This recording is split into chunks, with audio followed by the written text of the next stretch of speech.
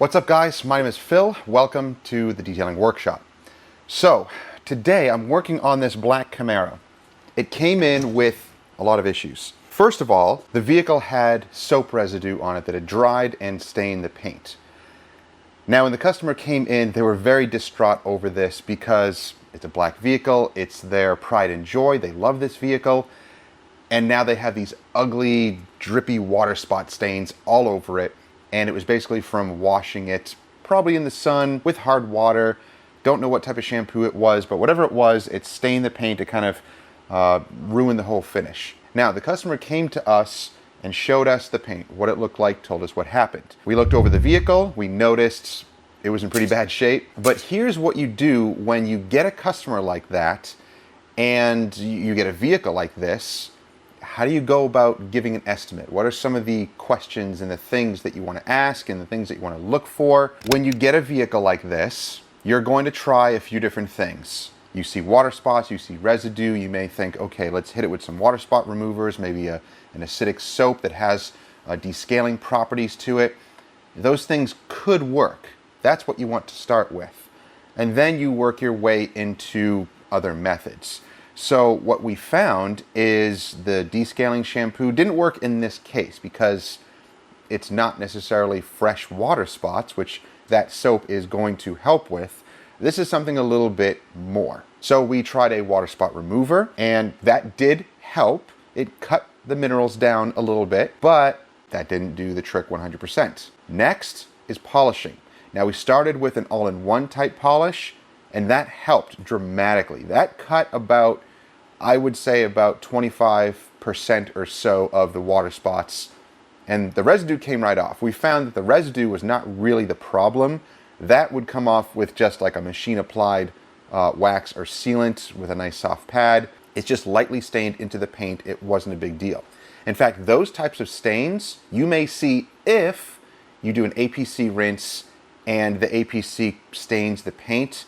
That's what happens. It's just dried residue. You can't just wash it off. You need a little bit of polish. Basically, the cleaners in the polish are what's going to remove that staining or that residue. So in this case, that was the easy part. When we examined the paint, here's what we found. Hard water spots. Under these artificial lights, it brings out those spots way more than what we saw outside. In fact, we couldn't even see them outside. Once we brought them in here, then we saw them. So we did the all-in-one polish. That helped. We then moved on to another finer polish, which does have good cutting abilities, but better finishing abilities. This product is from Shine Supply, called their Classic Finish Plus, and it's a specialty polish.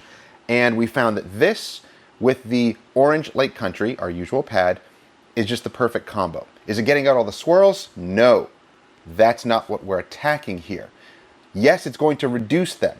However, we're attacking the soap residue and we're attacking the water spots. That is what's being removed. And I'll just show you a 50-50 here really quick on what I was just working on. And am I worried about the swirls? Not necessarily. It's kind of a byproduct of the polishing that we're reducing the swirls, but I'm going after the water spots and that soap residue because that's what the customer was concerned about. Now, it is glossing the paint up. It's reducing the swirls. It's making this paint look incredible. They are going to be very, very happy. But here's where the detailer's dilemma comes in. You see those swirls and you want to remove them. You want to go all the way and take them all out. Now I have a certain budget on this vehicle, a certain amount that I charge the customer. I'm not going to go beyond that and do a full paint correction just because I want it to look 100%. Would the customer be happy? Oh yeah, they would love it. They're not looking for swirl removal, they're looking for the residue to be removed. So their wants or their needs are here. What we want to do is way up here. We don't need to do that. There's no reason to do that. And it would be improper to do a full paint correction and then charge them that amount just because we deemed it necessary to do so. No, that wouldn't be right. As a detailing business, that's not what you do. You go as far as you need to go, time-wise, and making sure that you're getting the finish that the customer is going to expect. That's where proper communication comes in. And I've talked about this before, but this is going to be a constant thing that I talk about. because I still get questions as to how far should I go, what product will get all the swirls out, and so on. And that's where I have to educate the detailer or the person who's asking those questions and ask them a bunch of questions. Is that what the customer wants?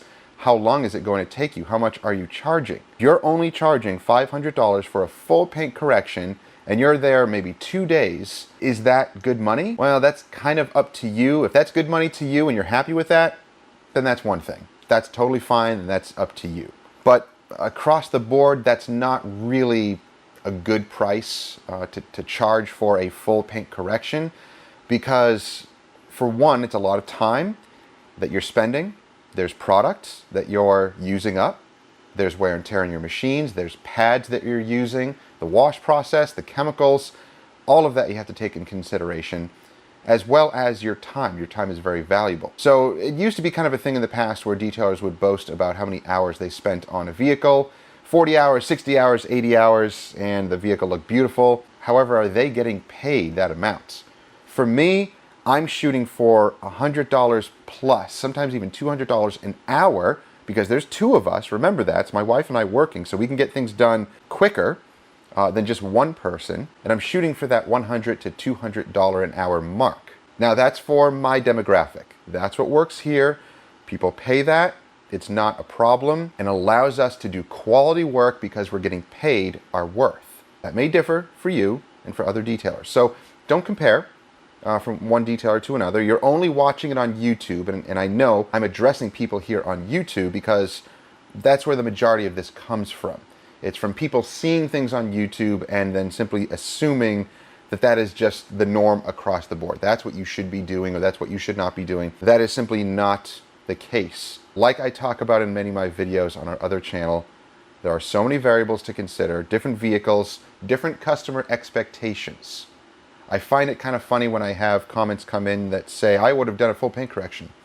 Cool. What would you have charged?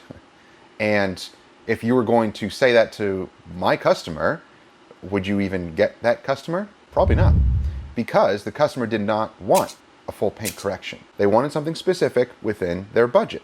So a full paint correction on this, I'd be charging $900 plus. The customer would not want to pay that, does not need to pay that. Therefore, I'm not going to do that service. And I'm not going to push that service either. I'm going to push the paint enhancement. It's the right price range. It's easier for me. I can get it done quicker, faster turnover, customer's happy, we get paid. That is the proper procedure for any business. Now, the little things within that process may differ from detailer to detailer, which is totally fine. Everybody's got their own method, their own way of pricing, their own way of talking to customers. And in each demographic, customers are a little bit different as well. Some do want that higher quality job and they want all the swirls removed and they'll pay for it, no problem. A couple of grand, easy. In this demographic, not so much. My price range seems to be that $500 price range like this paint enhancement, all the way up to $1,500 for ceramic coatings, 5-year ceramic coatings, and so on. And there's ranges in between there depending on the customer. So I give the customer choices, they choose what fits their budget. So the point of all of this is communicate well with your customers and don't just follow the rules that you see here on the detailing channels and all of that. Learn from everybody, take little bits from all different sorts of detailers out here and adapt it to your own way of conducting business and polishing vehicles and dealing with customers. That is going to be the most important thing, is talking to your customers and the end result. Are they satisfied with that end result? So I'm going to continue working on this vehicle. It is turning out incredibly well. I'm very, very happy with it, and I think the customer is going to be blown away. And that is what I want. I hope you guys have a great week. Don't forget to subscribe and click that bell so you don't miss stuff. And we'll see you in the next one. Take care.